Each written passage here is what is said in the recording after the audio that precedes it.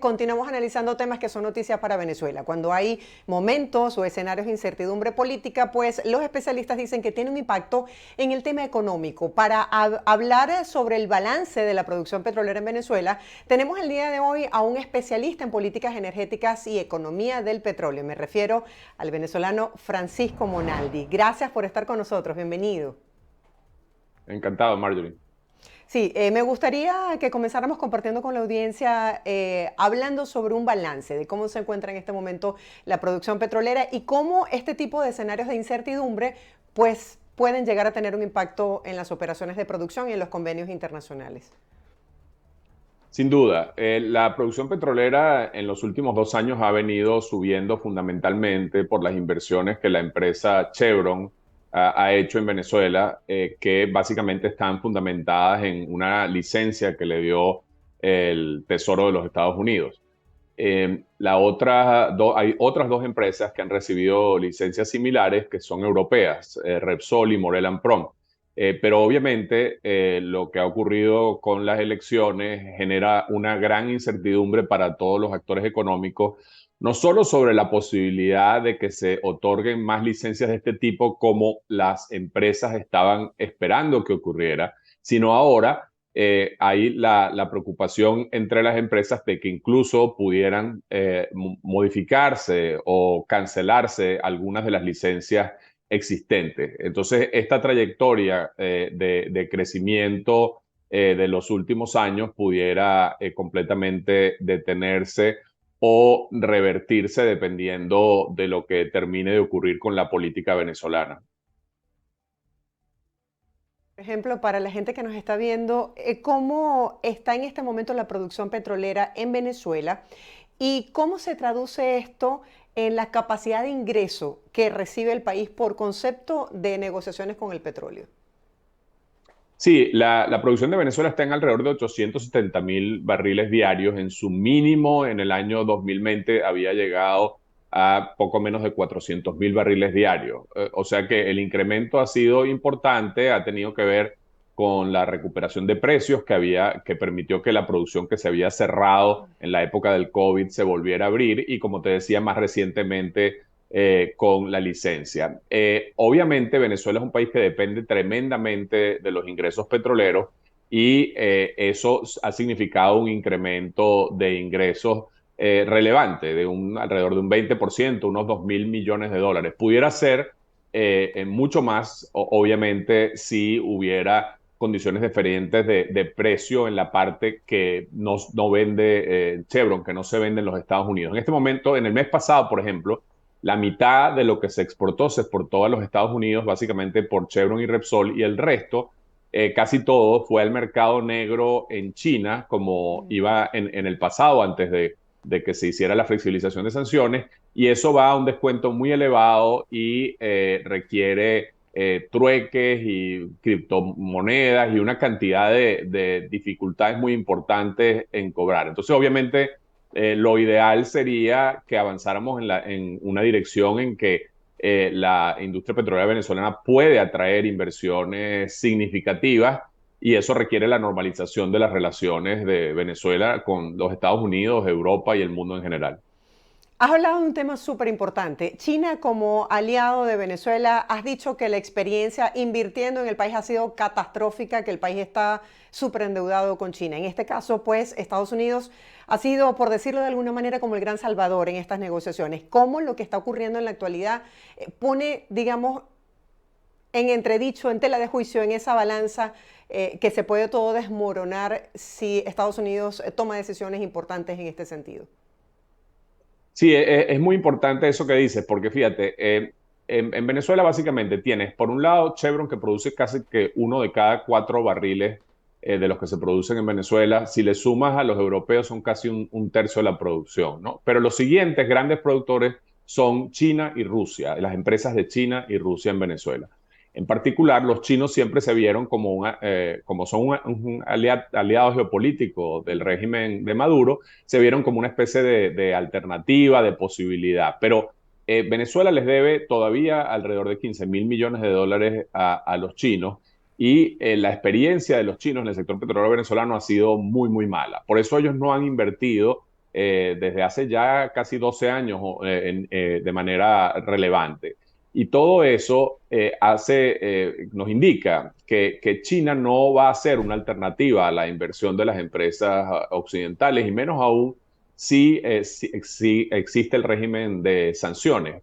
Porque fíjate, la exportación que va en este momento a China va escondida como exportación de Malasia o de Singapur a las refinerías independientes de China, pero ni siquiera las empresas estatales chinas están comprando crudo venezolano, y por tanto no se está amortizando la deuda de manera significativa. O sea que para los chinos esta situación es una situación que no es, digamos, no hace atractivo que para que ellos vuelvan a pensar en invertir en Venezuela, si bien probablemente van a seguir siendo un aliado geopolítico. Y en el caso de los rusos están en el medio de una guerra y con una necesidad muy grande tanto de flujo de caja como de experticia en su propia industria petrolera, o sea que tampoco son una alternativa. Recuerdo que Arturo Uslar Pietri se pasó la vida diciéndonos hay que buscar otras fuentes de producción y de ingreso más allá de las petroleras. En la actualidad, ¿cuánto depende Venezuela para cubrir sus gastos de la producción petrolera? Mira, en Venezuela no hay cifras oficiales de presupuesto, no hay cifras oficiales de absolutamente nada. O sea que lo que tenemos es simplemente estimaciones, ¿no? Pero esas estimaciones nos indican que más del 80%, 90% de las exportaciones en Venezuela o de los ingresos en divisas vienen todavía del sector petrolero, y muy buena parte, obviamente, de las finanzas públicas. Ahora en Venezuela hay una nueva, digamos, fuente de ingresos de divisas, que son las remesas de los venezolanos que viven en el exterior y mandan a Venezuela. Pero fuera de eso, la economía venezolana, que por supuesto es algo un poco trágico, ¿no? Porque significa que 8 millones de venezolanos se fueron. Pero fuera de eso hay muy poca o ninguna diversificación de la capacidad de Venezuela de generar ya sea divisas o ingresos fiscales. Sí, se ha hablado de la falta de inversión para renovar la infraestructura petrolera que se puede ver directamente en lo que significa una mayor productividad. En este sentido, ¿cómo se puede atraer, por ejemplo, capital extranjero, mejorar estos acuerdos internacionales bajo esta perspectiva política de lo que está atravesando Venezuela? Bueno, es muy difícil. El gobierno de Maduro ha sido pragmático en tratar de ofrecer nuevos contratos a las empresas que no están previstos en la ley de hidrocarburos.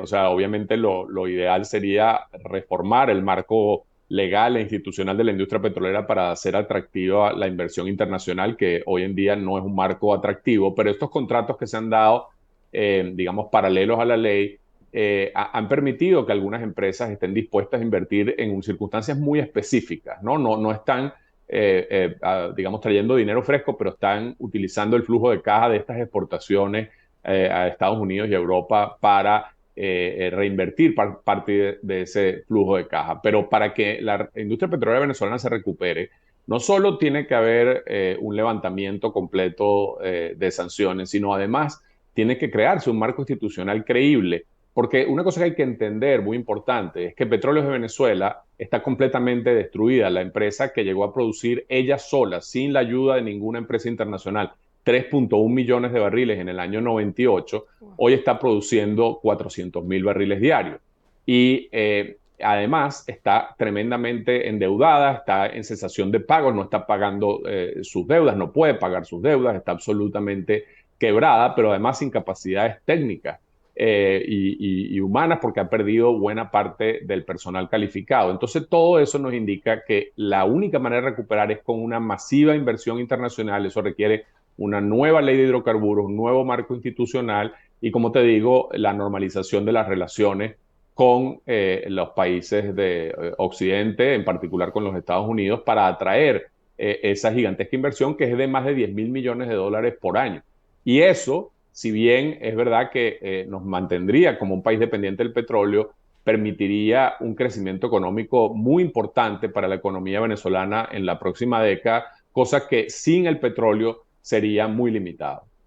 Quisiera que profundizaras un poco más. Por ejemplo, el ciudadano común que nos está viendo, que tiene su negocito o que cuenta con su sueldo de 15 y último, ¿cómo se podría ver afectado con respecto a una disminución de la producción petrolera? ¿Cómo afecta esto las oportunidades de trabajo, el nivel de ingreso y, en definitiva, la calidad de vida?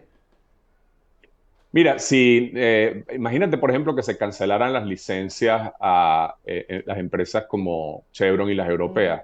Eso inmediatamente haría que se devaluara el bolívar rápidamente, que pudiera haber una inflación significativa otra vez en Venezuela. Eso haría que la capacidad de compra de los venezolanos se disminuyera y por tanto la capacidad de los negocios de vender, la capacidad de la gente de comprar. Básicamente hay que recordar cuando la economía colapsó y cayó casi el 80% de la economía venezolana, las circunstancias terribles que se vivieron en Venezuela. No estoy diciendo que va a pasar algo claro. de la misma magnitud porque la economía venezolana en este momento es muy pequeña y no, digamos, no va a colapsar la producción petrolera de un día para otro, ni mucho menos como pasó durante el periodo, por ejemplo, del COVID. Ujú. Pero ciertamente digamos, el pequeño crecimiento que había generado algunas oportunidades en Venezuela en los últimos años, en algunas áreas del país, porque hay que decir que no fue en todo el país uniformemente, sino en algunas áreas, lamentablemente eso perdería empuje y volveríamos a una situación de estancamiento y declinación económica, probablemente, digamos, dependiendo de cuándo ocurriera lo de eliminación de las sanciones, lo de reinstalación, digamos, de la eliminación de las licencias. Pero incluso en el escenario en que se mantengan esos, lo más probable es que tengamos algo de crecimiento económico este año, pero mucho menor del que veníamos teniendo y quizás algo el año que viene, pero después la economía se estancaría. Tú, bueno, tienes un currículum amplísimo que no lo voy a comentar porque se nos va el tiempo. Se ve que lo que más has hecho en tu vida es estudiar, pero me llama la atención que eres especialista en economía política. Me gustaría, por favor, que pusieras en contexto a nuestra audiencia hablando sobre qué ha hecho falta en Venezuela para lograr esa reactivación de la economía. Sí, mira, en todos los países, pero obviamente en un país petrolero, la relación entre lo político y lo económico está tremendamente ligada, ¿no? Y entonces, ¿cuál es la clave de la inversión? Por un lado, obviamente los inversionistas requieren un retorno atractivo a su inversión, pero más importante aún digamos, que tener retornos altos que puedan compensar los riesgos importantes que toman los empresarios cuando hacen inversiones es la claridad, la certidumbre, la, digamos, seguridad jurídica que permita que sientan que en el largo plazo van a poder no solo recuperar su inversión, sino hacer una ganancia importante.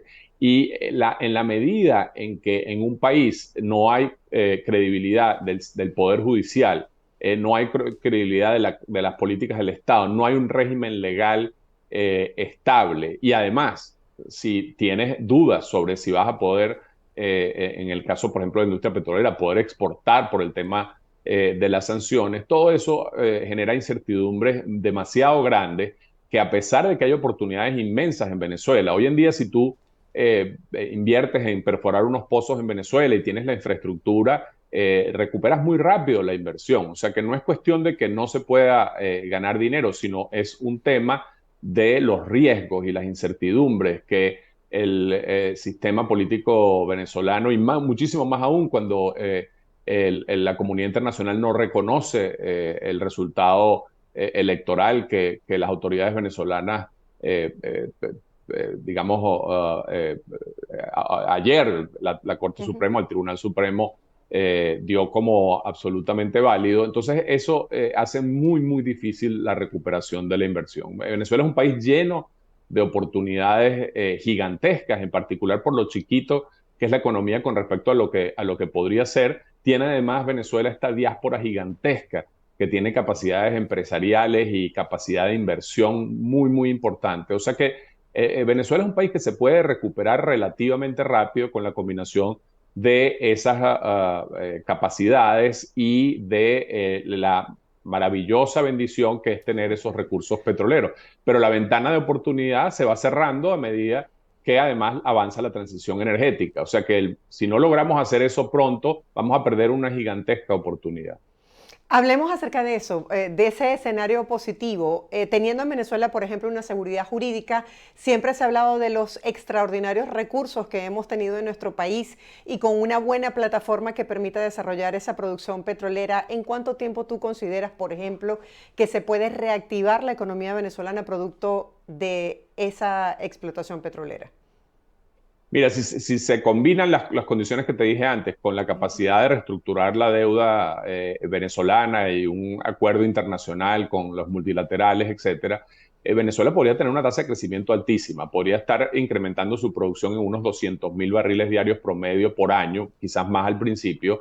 Eso requiere, como te decía, 10.000 millones de dólares de inversión en el sector petrolero, pero eso es realizable y nos permitiría tener tasas de crecimiento de 10% anual de la economía. De hecho, podría estar hablando de un boom económico, obviamente desde una base muy baja, pero sería un crecimiento realmente potencialmente espectacular. Basta ver lo que está pasando en nuestro país vecino de Guyana, que es el país con la tasa de crecimiento más alta del mundo. Obviamente, Venezuela no es igual porque ese es un país con poquísima población, pero la oportunidad claramente está allí.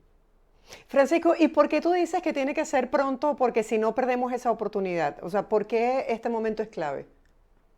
Bueno, porque fíjate, la demanda de petróleo mundial se espera que llegue a su pico en los próximos años, ¿no? Y a Okay. partir de allí la demanda empezaría a declinar por el hecho de que se están implementando estas políticas para reducir el uso de combustibles fósiles. Todavía todo nos indica que la ventana de oportunidades es significativa, pero sin duda alguna que esto ya no es un escenario como la Venezuela de los años 40 en que tú ibas a poder vender todo el petróleo que pudieras producir sin ningún problema. Venezuela no tiene ningún obstáculo en términos de la cantidad de petróleo que tiene. De hecho, se va a quedar casi todo el petróleo de Venezuela enterrado.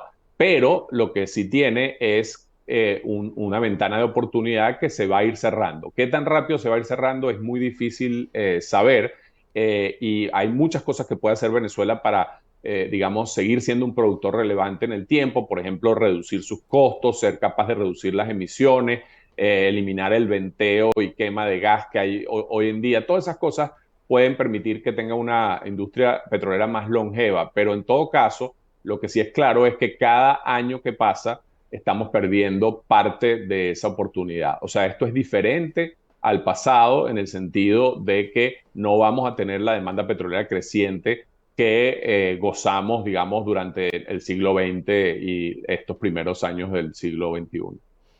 Yo soy de esa época del Sumaque 1 y vi ese flujo de dinero en la calle cuando nuestros niveles de producción estaban en su nivel más alto. Quisiera que habláramos un poco acerca de eso, de qué se requiere, de qué se necesita, de cuál es el panorama para que Venezuela pueda volver a esos niveles y siempre se ha asociado, por ejemplo, las reservas de petróleo con una estabilidad económica y con una posición de poder. No sé si se conoce cómo están las reservas de petróleo en Venezuela. Mira, el tema de las reservas, Venezuela tiene una cantidad de petróleo gigantesca, colosal. Solamente Arabia Saudita y Canadá tienen tantos hidrocarburos debajo de su territorio como Venezuela.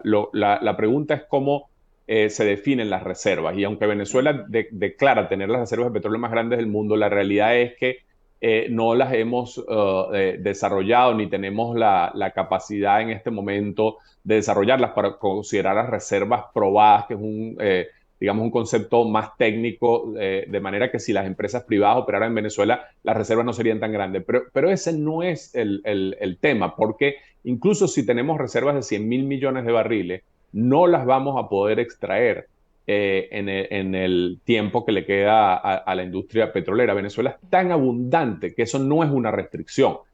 Sí es cierto que tenemos mucho petróleo extra pesado y que sería ideal poder subir nuestra producción también en petróleo más liviano y para eso es posible que sea importante también explorar en las cuencas de petróleo convencional, es decir, del que no es extra pesado.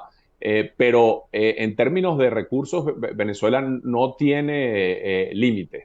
Esa es la paradoja insólita de que países como Brasil y Guyana estén subiendo su producción tremendamente, que Brasil va a llegar a más de 4 millones de barriles de producción y Venezuela esté produciendo menos de 900.000, cuando en algún momento ellos producían 400.000 y nosotros producíamos 3,5 millones de barriles. Entonces, es una gigantesca paradoja y es increíble tener un país tan pequeño como Guyana al lado de Venezuela, subiendo su producción y superando a la producción de Venezuela con solo 900.000 habitantes, en base a un régimen jurídico que logró atraer inversiones muy grandes de empresas internacionales, fundamentalmente de Exxon, los chinos y otra empresa americana que se llama Hess. Bajo este panorama que tú señalabas internacional, lo que está ocurriendo, la invasión de Rusia a Ucrania, la guerra en el Medio Oriente y el nivel de endeudamiento que tiene Venezuela con China, ¿quiénes pudiesen mantenerse como aliados desde el punto de vista de transacciones energéticas con Venezuela? Bueno, si Maduro se mantiene en el poder, sus opciones, como te decía, son muy limitadas, porque los chinos no han querido invertir, los rusos están en esta situación muy precaria, ellos mismos están sancionados, y si bien los rusos han invertido algo en Venezuela, eso no ha logrado elevar la producción, sino simplemente evitar que decline. Entonces, ¿qué otros países pueden invertir en Venezuela? Bueno, está la posibilidad de India. Si se le otorgan licencias, el gobierno americano le otorgó una licencia a la empresa Reliance, pero eso es una empresa de refinación para importar crudo de Venezuela. Pero se necesitaría que empresas indias invirtieran en extracción en Venezuela. Le entregaron uno de los proyectos de la faja a una empresa privada india que se llama Jindal, pero esa empresa no solamente no es probable que reciba una licencia, sino no tiene experticia en materia petrolera y ese es un proyecto que requiere inversiones gigantescas. Entonces yo no le asigno, la verdad, una alta probabilidad a que esas inversiones ocurran y a que la inversión suba. En otras palabras, las alternativas, si el régimen se mantiene en el poder, no son significativas. Déjame ponerlo de otra forma, el techo de la producción venezolana es relativamente bajo. Sí va a poder subir con las licencias actuales un poco más, pero el techo es muy bajo y eso hace que la recuperación de la economía venezolana esté muy limitada. La recuperación de Venezuela requiere la reinserción de la economía venezolana en la economía mundial, requiere que nos volvamos a poder acceder al crédito multilateral y, muy importantemente, a lograr estas inversiones gigantescas petroleras que te comentaba antes. Francisco, gracias por traducirnos todo esto y explicarnos con palabras sencillas el impacto que puede tener la producción petrolera en la calidad de vida, en el bolsillo del venezolano. Feliz día para ti, siempre es un placer. Gracias, hasta luego. Era Francisco Monaldi, él es especialista en estos temas políticos y económicos de la Universidad de Stanford aquí en Estados Unidos, así que es un placer poder compartir con él el día de hoy.